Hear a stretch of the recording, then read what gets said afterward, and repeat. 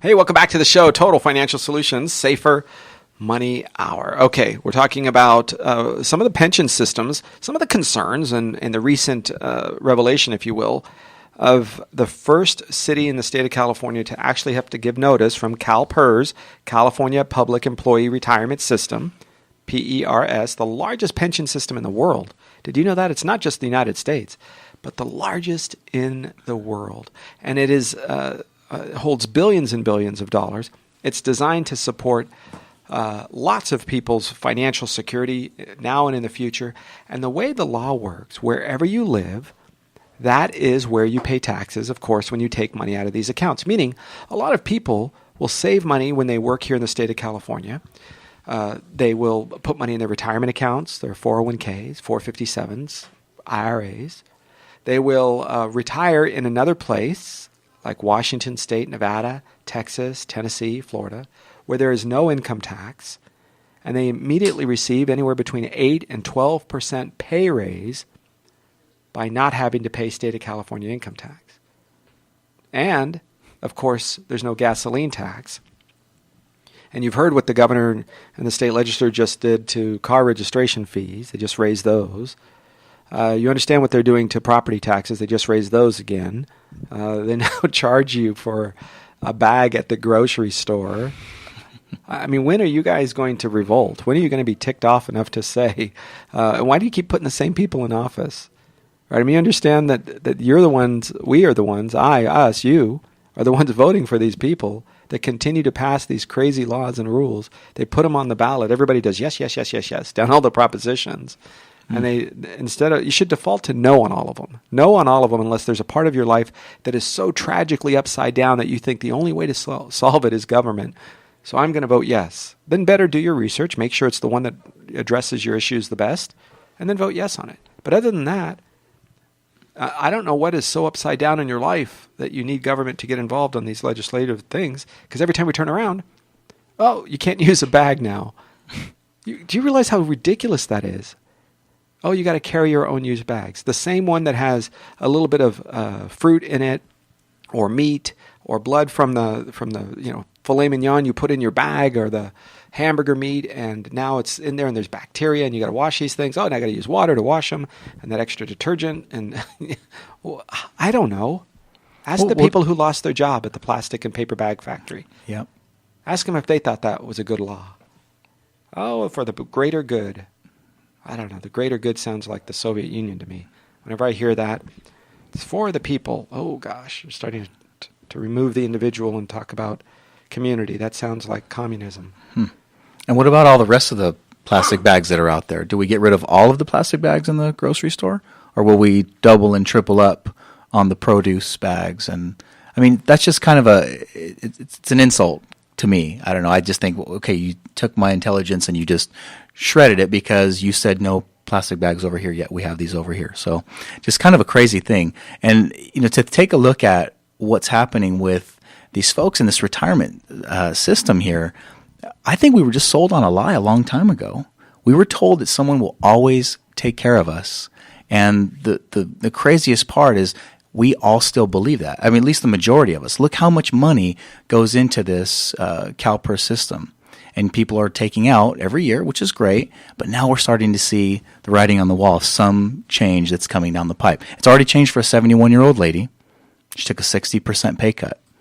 This is real money, guys. We've heard of this happening from, an airline. We've heard of it happening from people losing their jobs in the motor industry.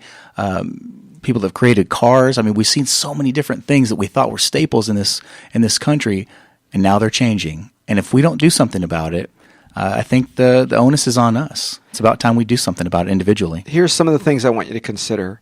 Consider as you reach age 50 or 55 or 59 and a half, because each plan has a bit of a different set of rules. Consider taking some of your retirement account, your 401k, your company matched retirement account, if you're still working there. Now, if it's an old one, you can do this at any time. If it's a company that you used to work for and you have an IRA and it's sitting in an account somewhere, you can roll that money into a safe, valuable asset. A fixed indexed annuity, a fixed annuity, something without any fees. You don't need to pay fees, with very, very stable value. So in other words, you're not going to go backwards if the market goes backwards. You're going to earn reasonable rates of return, 3, 4, 5%. You avoid this euphoria of the market and these, including some advisors, some of these people and attorneys and people that say, oh, the market always goes up. Well, I guess if you got in here at a low spot and you got out here, then you win. But what if you put your money in at a high spot and you got out here? Oh, well, Arif, over time, the market outperforms everything.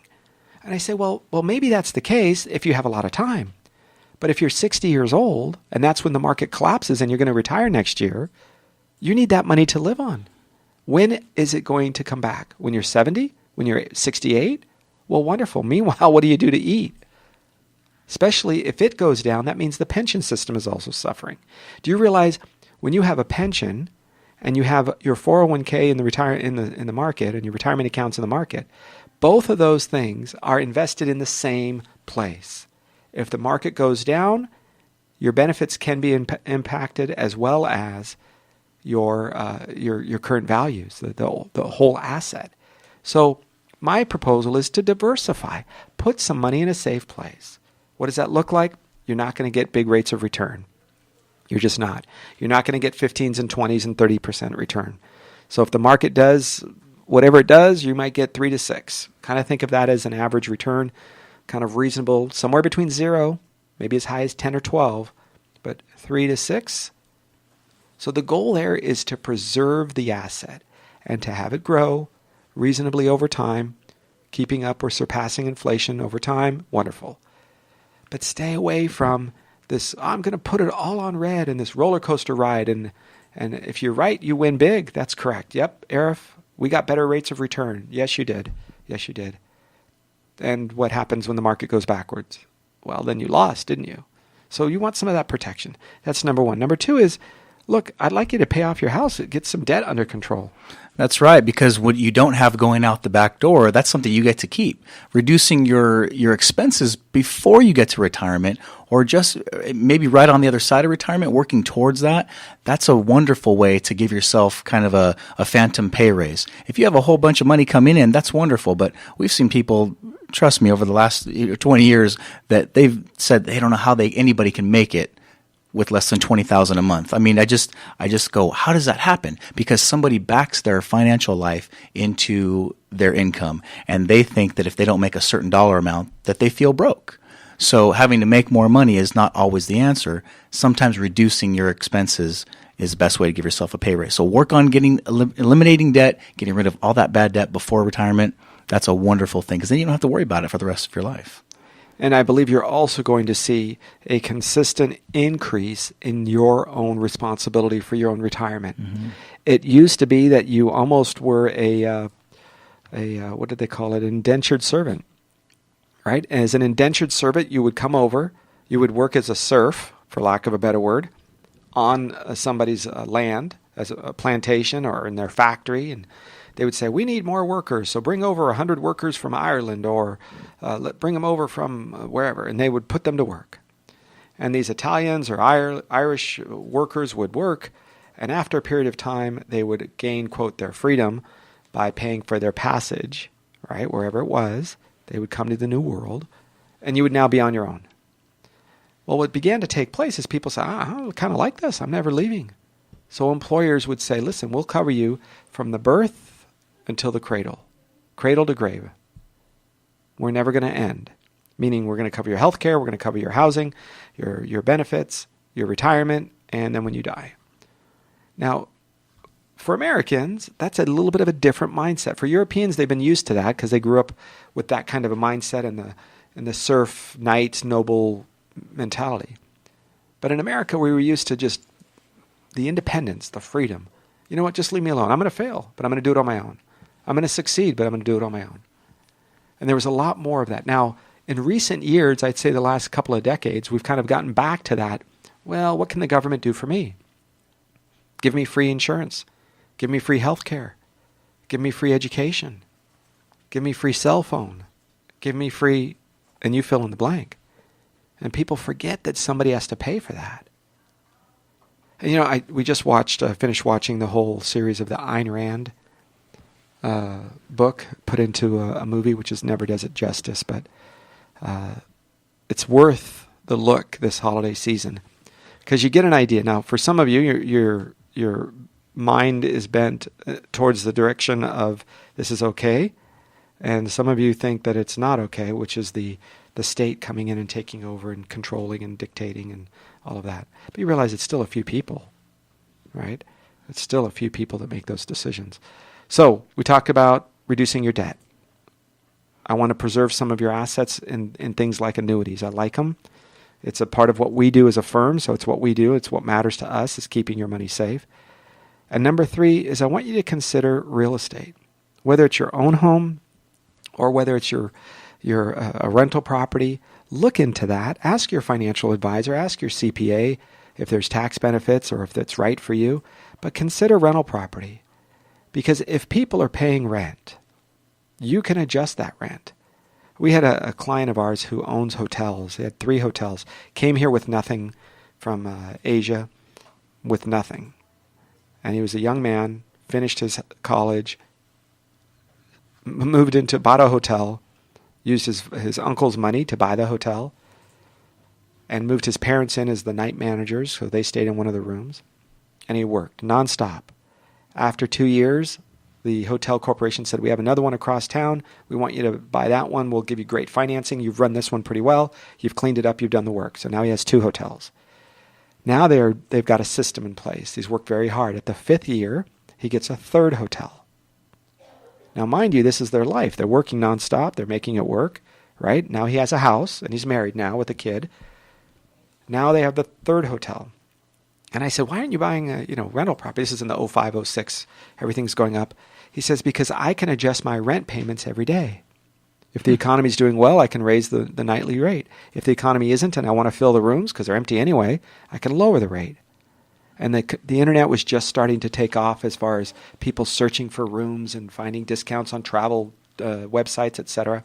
Sure. So he's young, so he was really hot into the whole social media stuff and really began to fine tune that. And it was like a sharpshooter. He could go in and adjust the rates. And he said, because I own the hotel and I could make those adjustments daily, I was in control of my own success. Nice. Instead of saying, I got to wait a year till this lease is up. Or, oh my gosh, rents have gone up. Well, I can't. I have 6 months left on this lease. Right? So he was able to make those adjustments. Fast forward, right, after the 5 years, within a year after that, he sold everything, all 3 hotels, for over $2 million. Nice. So here's a young man out of college 5 years plus, worked his butt off, no joke, no question about it, worked hard for $2 million. Right here in California. I mean, it's not like it's in the middle of somewhere, right?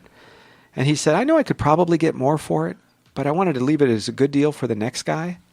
And I wanted to make sure that the hotels, because it became part of what mattered to him, right? I want to make sure that the hotels still had operating capital and were still going to do well. And I'm like, wow, what a pretty good guy. Maybe he could have received an extra 100,000 or 200, maybe more, I don't know.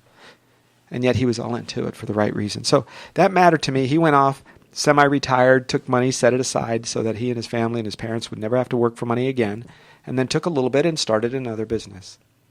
So keep in mind that hard work is not Monday through Friday, 9 to 5, New Year's Eve, Martin Luther King, and Labor Day off, overtime, double time, time and a half, right? Success is different than that. It starts inside of you, and then from there you go to the next level. Well, that guy certainly had a different set of rules for his success. And other people on the other side of the coin, they'll do the things that take 25, 35, sometimes 40 years to create what they call wealth. But I think those little steps that you named along the way are really the key so that we're not left holding the bag at the end. Yeah, and that's important because his particular family, right, were a part of something. And that's different, right? In the United States, a lot of us are not as much into the world of the family living around the corner or living in the same home, right? We've changed a little bit over the years where still you can go to many parts of the world where you have the parents and the grandparents and the kids and the grandkids all living in the same roof and next door to each other or underneath the second floor, third floor. There's all sorts of layers of family that can be available for daycare and consulting and life lessons and just a little bit of a different mindset, helping out with the farm or the factory or the fields or the garden, just a different world. All right, we're going to take a break and return. When we come back, we'll wrap up this hour of the program. Total Financial Solutions Safer Money Hour. I'm Arif Halaby along with Jeff Gerard on AM 1220 KHTS. Hey, welcome back to the show. Total Financial Solutions Safer Money Hour. Arif Halaby, Jeff Gerard, as we wrap up this hour of the program. Talking about your family's finances. How are you going to figure it all out when you go and you're deciding to retire? How much do you count on that pension being there? What part of your financial life should you say, hey, this is pretty safe and secure? There's been this lifelong adage that said, if you could retire on 80% of your income, then that's probably the number you should shoot for. I'm going to tell you, I don't think that's the right number anymore. I think that's an old-fashioned number under the old tax laws, under the old cost of living increases, because it used to be if you had a pension and inflation was 5%, your pension would go up 5%. And they could afford to do that because you were only going to live for 3 years anyway after you retired. Right. Most people didn't live 20, 30 years after they retired because life expectancies were lower. Mm-hmm. So the pensions could afford to do that. They had a big bucket of money. They were going to use it up, but not before you passed away. Today, people are living longer. Pensions have a cost of living cap, right? The cap is about 3%. That means if we have a 5% inflation, you're only going to receive 3%. And your pension doesn't use the same cost of living increase formula as Social Security or other pension systems. Pensions can use all different systems. One of them uses, and get this, where they take a gallon of gas, a gallon of milk, a bushel of avocados, a bushel of corn, and they take this whole formula and they called it some sort of a consumer index. They put it all together and they say, what was the price of that in 2015? Okay, in 2016, and they pick a date, like January 10th or something. Okay, let's see, on the same date, did the cost of those goods go up 1%, 2, 3, 4, 5, 6? Oh, they went up this much? And you're only going to receive a maximum of 3%. But what if it's 5? Many pension systems have a banking system, meaning they take the extra 2%, 4, 5, whatever it is above the 3%, and they put it off to the side. So in future years, when cost of living is 1%, they can pull 2 from there and give it to you to make it up. Now, if politicians and government folks have the choice to give you something or to not give you something, what do you think they will choose to do? Think hard about that. Because do you understand the same people that are the managers and supervisors of the police department? I'm not talking, look, if you're a captain or above in the police department or the fire department, you're not part of the same system. You have your own pension system, which is very lucrative, by the way. Very lucrative. If you're an assistant chief or a captain 3 or something, you bank pretty darn, you're back to the $20,000 a month when you retire, pretty darn close to that. So you're not part of the same system. So when they have choices and they appoint people and they have to rally the troops and stand up, they're not playing the same game. Keep that in mind because the managers of all of these organizations are often part of a different pension system. Now, why do I share that with you? Because I think you need to count on no more than 80% of it. Now, you can live on 100 and you should live on 110 or 120 of what you made last year because you didn't travel before. You just got in your car, went to work, came home. You may not have dry cleaning costs anymore because you're not going to work every day if you wore suits and ties and stuff. But you might be traveling.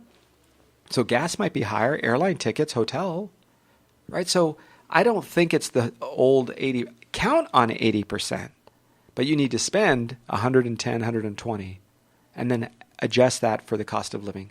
Because the third part of this is I think taxes are going to go up. We cannot afford what we currently have. So they're going to give you money with the left hand. They'll do that all day long. And they will take it back with the right hand. You realize that. That's the only way they're going to do this. That's the only way they're going to allow Social Security to last, in my opinion, is to reduce the benefits, to increase the age, and to tax more money. By doing that, they will allow Social Security to live. So you will look like on paper you're receiving more money, but in the end, you will be paying a much greater amount in taxes. I agree. And another part of this is remembering, I don't know if you've heard this before, but remember the three-legged stool or the four-legged stool? Don't count on so much of any one source to be such a large portion of your income. For the lady that we talked about in the beginning of this hour, we're anticipating or we're guesstimating that she has probably all of her income coming from this pension. So to see a reduction of 60%, that's well over half. That's going to be, or very well could be, very detrimental to her financially. Now, if she has $48,000 coming from that, but she has another $20,000 maybe from Social Security, or she has some 401k or individual retirement account savings, and she's put that aside and hasn't touched it, and she lived off of that pension, that goes down, and now she has another place to pull money or supplement income, or maybe she has some rental properties or other things that we were talking about, maybe a guaranteed income annuity. She doesn't have to worry about that being reduced as part of her income. So going back to the idea that we're not going to retire on 80% of our income, we're going to actually look at a higher number so that we can back into a higher number. Let's have multiple sources of income, and don't just have one, don't have two. I think 3, 4, 5 should be the goal that you should strive for retirement. And one of the things to look at as well is in this process of deciding how much money to live on, it's where you're going to live. If you're going to live in California, gasoline costs about $1 a gallon more because Right. of the state and federal taxes that we have versus other cities, other states. Just travel to Las Vegas or Arizona or Texas or any other place that's bordering or pretty darn close, and you'll see that the cost of living at milk and grocery stores and this silly bag law, if you want to bring your own bag, isn't that ridiculous? You know how many times people have left baskets of groceries at the exit after this law was passed? And Yep. You think it's symbolism over substance. You guys aren't making a difference. You just want to look like you're making a difference. Those are two separate political parties and two separate mindsets, I guess. So what do you do? How do you walk down this road of saying, where am I going to retire?